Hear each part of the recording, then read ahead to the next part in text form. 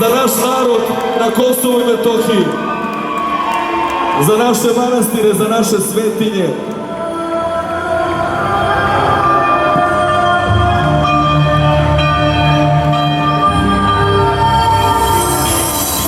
Da ne znam gdje je naša tačka polaza, gdje je naše grobova kao od požara. Ne bih sve dokaz ih vekova silnih podviga i onaka koji nad jesu stradali na nogama.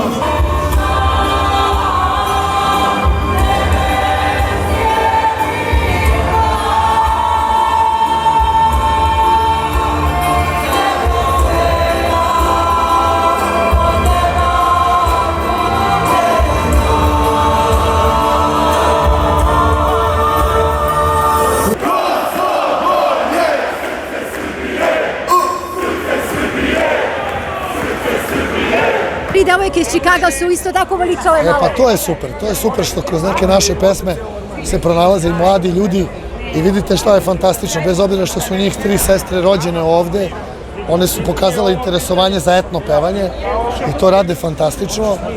Prijavile su se, pitale su da li bi mogle da učestvuju, mi smo bili oduševljeni i normalno svako ko je bio ovde je mogao da čuje koliko je to dobro.